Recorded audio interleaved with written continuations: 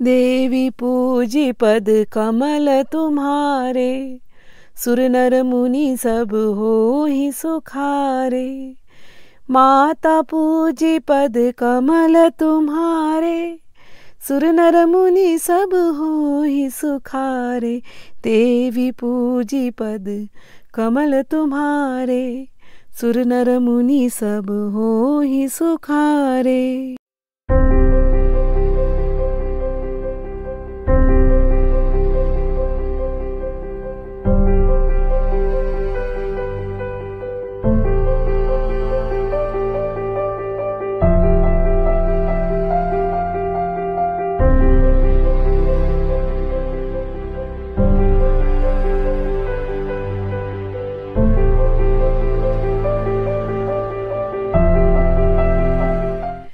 जय माँ, जय बाबा भूतनाथ जी। हम लोग मेरे गुरुदेव बाबा भूतनाथ जी के पावन चरित्र को सुन रहे हैं। एक एक कथा जो उनके जीवन की है, एक एक इंसिडेंट जितनी भी है, जो जो घटना हम सुन रहे हैं, सब के सब इतनी प्रेरणादायक हैं। मेरे लिए तो हमेशा ही बाबा जी सबसे बड़े प्रेरणा रहे हैं। और जो प्रेरणा मुझे हमेशा उनसे मिली साधना के पथ पर, प्रेरणा ये था, बाबा जी से मुझे कुछ मांगने की कभी ऐसी कोई इच्छा कभी हुई नहीं। बाबा जी ने अपने आप ही इतना दे दिया था। लेकिन साधना के पथ पर जब हम छोटे थे, साधना करने बैठते हैं, मेरे पिताजी और मेरे बाबा जी, ये दोनों ने मुझे बहुत प्रेरणा दी है लाइफ में। उनके जीवन चरित्र से प्रेरणा ली है। ऐसे नहीं होता था कि बैठ के बातें कर रहे हैं और सुन रहे हैं, नहीं, वो जैसा जीवन जिए, जो साधनात्मक जीवन उन्होंने जिया, वो जो साधना के प्रति उत्साह। बाबा जी 11 साल की उम्र में घर छोड़ करके निकल गए मां कामाख्या के प्रेम के लिए, उस जगत जननी के दर्शन के लिए। कैसा इनके अंदर उत्साह था, क्या इनके अंदर वो जोश था। मेरे लिए ये जोश, ये उत्साह, यही सबसे प्रेरणादायक है। मैंने मेरे पिताजी के अंदर भी ये देखा। रात्रि भर साधना करते थे मां के लिए। साधक को हमेशा साधना में आगे ही बढ़ते रहना चाहिए। बाबा जी का चरित्र और बाबा जी का जो जीवन, कितना सुंदर जीवन। गुरु के शब्दों में जो उनको आस्था, इतने गुरुओं का प्रेम मिलना, और गुरु के प्रति जो उनकी जो डेडिकेशन थी, और मां कामाख्या के प्रति, दोनों ही चीज, गुरु के प्रति डेडिकेशन और मां कामाख्या के प्रति, ये दोनों ही जाकर के बाबा जी को, जो बाबा जी आज हैं, जो हम देखते हैं बाबा जी को, वो बाबा जी के अंदर वो कृपा हुई है बाबा जी के ऊपर। ऐसा जो जोश, ऐसी जो प्यास, ऐसी जो तड़प भगवान को पाने के लिए, कोई रीजन ही नहीं है। बाबा जी के जीवन को आपने देखा, 11 साल का बच्चा घर से निकलता है मां को ढूंढने के लिए, कितने उतार चढ़ाव हैं, रहने का ठिकाना नहीं, भूखे प्यासे कितने दिन रहे, कपड़ा कुछ है नहीं, नंगे पैरों चलना है उन जंगलों में, आसाम के जंगलों में, मणिपाल के जंगलों में, इम्फाल के जंगलों में नंगे पैरों चल रहे हैं। और जंगल कोई ऐसे नहीं कि बड़े मनोरम जंगल है, मनोरम तो है ही, बाहर से जहां रात्रि बिताई वहां जंगली जानवर, ऐसे जंगल, और कहीं और दूर दूर तक मनुष्य दिखाई ना दे, ऐसे जंगल। अगर दिखे भी तो आदिवासी दिखते हैं। और आदिवासी, आप लोगों से तो पिछली बार जब आपने वो पहले वाली वीडियो सुनी होगी, इसके पहले वाली आपने सुना होगा, अगर नहीं सुनी तो प्लीज जाइए और सुनिए। आदिवासी लोगों ने सोचा कि कोई जंगली जानवर इनको जला दिया। आप सोच सकते हैं, हम लोग कहते हैं कि हम भगवान के रास्ते चलना चाहते हैं, हम साधक हैं, हम साधना करना चाहते हैं, लेकिन छोटी सी तकलीफ आ जाए हमारे ऊपर तो हम तुरंत पहला चीज करते हैं वो हम साधना छोड़ देते हैं। हम पहली चीज करते हैं, हम अपना माला जपना छोड़ देते हैं। और फिर रीजंस होती है हमारे पास कि क्यों हम माला जप नहीं पा रहे, क्यों हमारे घर में ये हो गया, हमें ऐसी प्रॉब्लम हो गई, हमारी नौकरी चली गई, हमको। ये कोई रीजंस है? ये कितने छोटे रीजंस हैं। भगवान को प्राप्त करने जो निकला वो ये उतार चढ़ाव के ऊपर होता है। जिसको भगवान चाहिए, साधना में सिद्धि चाहिए, वो बाबा जी जैसा वो दृढ़ निश्चय, दृढ़ बुद्धि, निश्चयात्मक बुद्धि, ये चाहिए मुझे। बाबा जी के जीवन को ये जो कथाएं हैं मैं इसीलिए शेयर कर रही हूं। मुझे इन्होंने बहुत प्रेरणा दी है, बहुत प्रेरणा दी है। जब भी मैं कभी साधना के पथ पर कभी मैं जैसे मेरे कभी अगर जो जोश है कभी कम होता, हमेशा जोश नहीं बनता, नए नए होते हैं, साधना शुरू करते हैं, कभी कभी जोश कम हो जाता है, कभी कभी ऐसा लगता है नहीं होगा हमसे, कभी कभी शरीर ही जवाब दे देता है। लेकिन जब कभी भी शरीर ने कहा कि नहीं अब हम थक गए, अब हमको नहीं बैठना, जैसे मेरी अपनी जो साधना पद्धति होती थी, इतने घंटे में इतने माला करनी है, जो भी मैंने सोचा होता था अनुष्ठान, तो उन क्षणों में जब कभी ऐसा होता था, कोई कोई दिन ऐसा होता था कि अरे अब बहुत थक गए, अब नहीं होगा हाथ पैर जॉइंट सब दुख रहे हैं, अब उठना चाहिए मुझे साधना से, तुरंत मेरे सामने बाबा भूतनाथ जी होते थे, उनकी तस्वीर, तुरंत मेरा मन बोलता इतनी जल्दी? बाबा जी के चरित्र को तुम जानते हो, कैसा उत्साह, कितनी तकलीफ देखी, और तुम अपने घर में बैठे आराम से अच्छे से आसन में घर में बैठे अच्छे से 4 समय खाना मिल रहा है, गर्मी होगी तो एसी भी चला सकते हैं, सब कुछ अच्छा हो करके, और हम थोड़ी सी माला करते हैं और थोड़ा सा कुछ गड़बड़ हो गया हमारी लाइफ में, अब हम माला नहीं कर सकते, अब हमारी माला छूट गई, और माला छूट गई और साधना भी छूट गई। फिर 1 साल निकल जाएगा साधना छूट करके, फिर हम आएंगे वापस, अरे साधना छूट गई। फिर हम कोशिश करते हैं फिर मन को ले जाने के लिए, फिर थोड़े चलते हैं, फिर थोड़े गिरते हैं, थोड़े चलते हैं, थोड़े गिरते हैं, यही चल रहा है साधना में। मैं बहुत बहुत लकी फील करती हूँ, कई बार ऐसे पिताजी मिले जो इतने साधना में आगे थे, उनसे मैंने बहुत सीखा, और दूसरे बाबा जी का ये व्यक्तित्व, ये मेरे लिए बहुत इंप्रेसिव था। बाबा जी कर सकते हैं, मेरे पिताजी कर सकते हैं, तो मैं भी कर सकती हूं। ये एक अंदर से जोश आता फिर वो जो मैं हतोत्साहित थी कि नहीं नहीं अब नहीं करना, थक गई, बॉडी थक गई, ऐसे भाग जाता तुरंत, और फिर माला लेके जोश में शुरू अपनी साधना में। इनको देखती, ये मुस्कुराते, मैं मुस्कुराती, मेरे पिताजी मुस्कुराते, मैं मुस्कुराती, और उसी जोश में रात्रि साधना करनी है या दिन की साधना करनी है या कोई अनुष्ठान करना है, एक ही दिमाग में बात होता, अगर ये कर सकते तो मैं भी कर सकती हूँ। गुरु को फॉलो करना, मैं कहूं अगर कि ये मेरे गुरु हैं, तो ये अगर मेरे गुरु हैं तो गुरु से मैंने सीखा क्या, गुरु को क्या चाहिए, मैं उनको रोज अगरबत्ती दिखाऊं, रोज दिया दिखाऊं, उतने से वो गुरु प्रसन्न हो जाएंगे। रोज 2 लड्डू रख दूं उनकी तस्वीर के सामने, उतने से गुरु प्रसन्न हो जाते हैं। गुरु चाहते हैं कि आप अपने जीवन में उस परम लक्ष्य को प्राप्त करो। वो अपने ही उदाहरण से, अपने ही आचरण से वो करके दिखा करके जाते हैं। जो आचरण, जो व्यक्तित्व मैंने बाबा भूतनाथ जी का देखा, सेम मुझे रामकृष्ण परमहंस जी के अंदर दिखाई दिया, सेम मुझे योगानंद परमहंस जी के अंदर दिखाई दिया।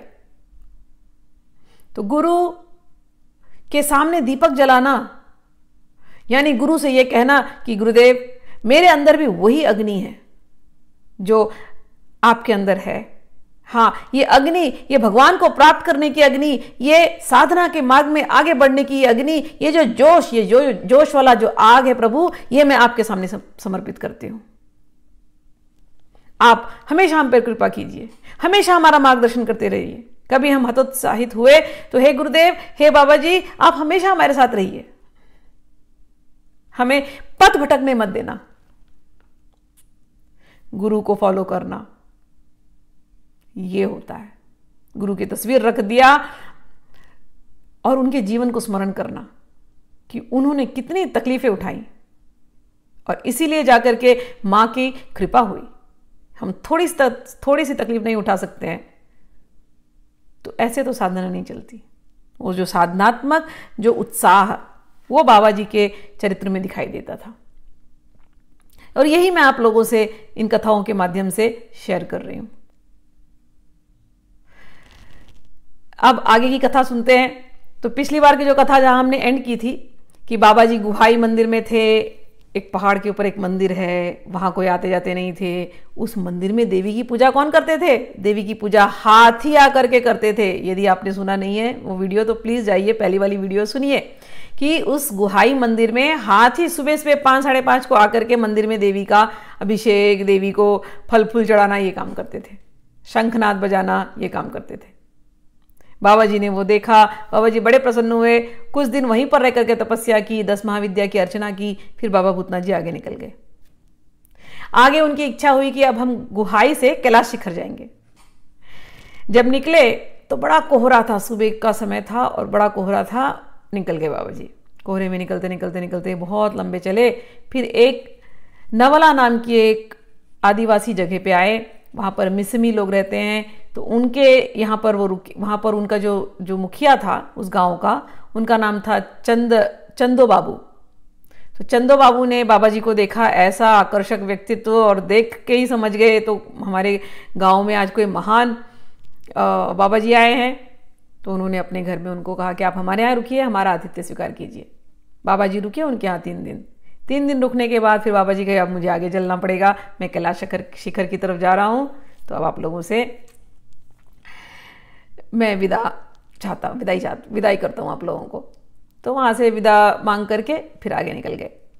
आगे जब निकले तो दिन भर तो अच्छा चल रहा था, पूरे पहाड़ी एरिया था। याद रखना बाबा जी के पास, बाबा जी एकदम नंगे जैसे औघड़ होते हैं ना, वैसे थे, लंबे लंबी जटाएं, और केवल डेरा और जो उनके जो बाबा जो साधुओं के जो होते हैं, डंडा होता है उनके हाथ में, और जो भी थोड़ा बहुत उनका कमंडलू थोड़ा बहुत सामान होता है वही उतना ही लेकर के, डेरा डंडा उठाओ यही उनका डेरा है, बस छोटा सा सामान वो लेकर के बाबा जी आगे चल पड़े। चलते चलते चलते बहुत दिन भर चले अच्छे से। फिर रात्रि हो गई तो एक जंगल पहुंच गए थे।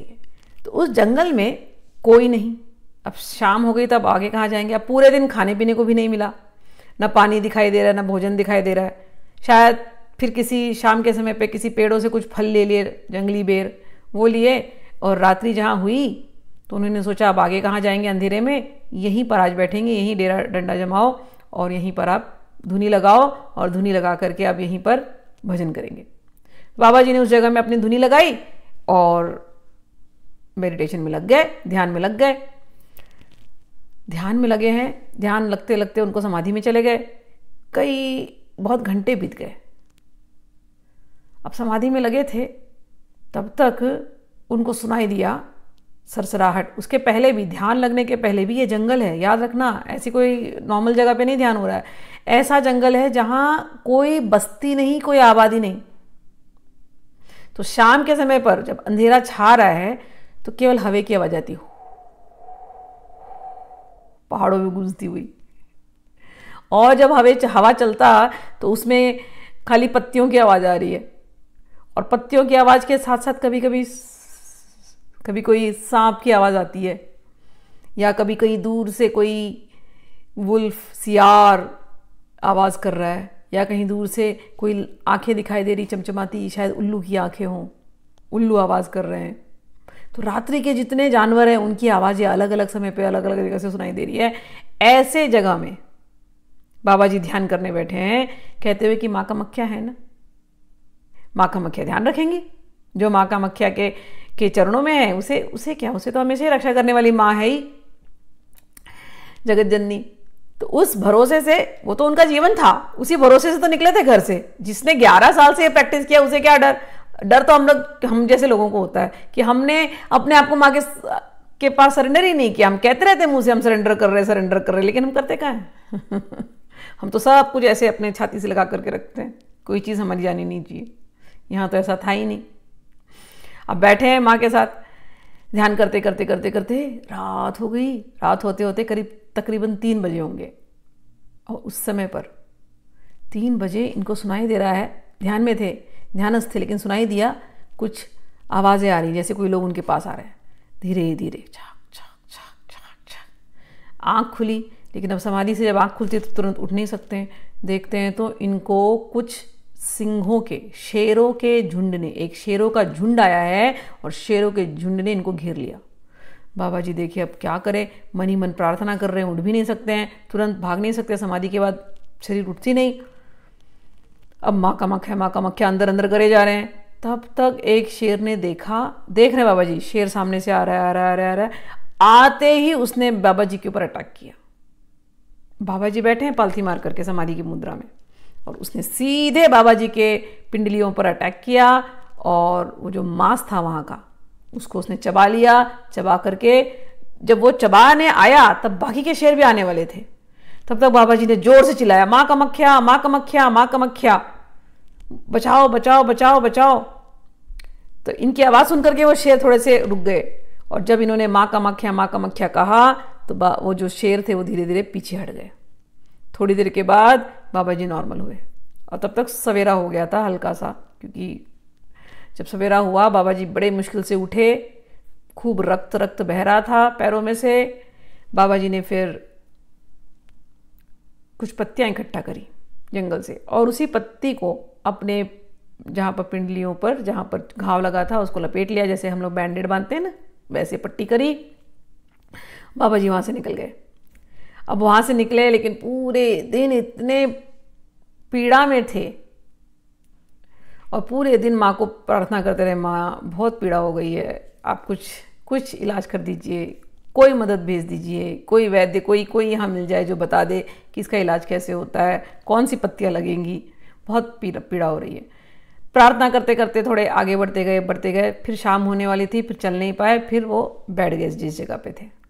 बैठते इतनी पीड़ा थी कि वो उनको नींद आ गई। जब वो सो गए तो नींद में उन्हें ऐसा लग रहा है जैसे कोई तो आया है, और वो जहाँ पर शेर ने काटा था उसके ऊपर कोई प्यार से हाथ से सहला रहा है उस जगह में।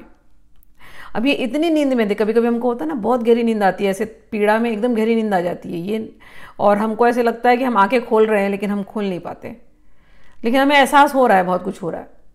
तो बाबा जी की ये स्थिति थी इस समय कि वो इतने ज़्यादा पीड़ा में थे और दर्द में थे कि वो सोए हैं, और उन्हें ऐसे लग रहा है कोई हाथ से सहला रहा है, कोई वहाँ पर कुछ कर रहा है जैसे। और उन्हें इतना अच्छा लगा वो सहलाना, जैसे कोई माँ प्यार करती है अपने बच्चे को बीमारी में, स्पेशली तब बीमारी में कोई माँ करके अगर प्यार करे बच्चे को तो कितना अच्छा लगता है। ऐसा लगता है बस माँ के पास पड़े रहो, वो प्यार करते रहे, वो सहलाते ही रहे, है ना। तो बिल्कुल बाबा जी की स्थिति थी इस समय, उन्हें नींद आ रही है, सोए हैं, और ऐसे लग रहा है कोई प्यारे से माँ जैसे सहला रही है। बाबा जी सोए रहे, डीप नींद में चले गए, दर्द भी भूल गए।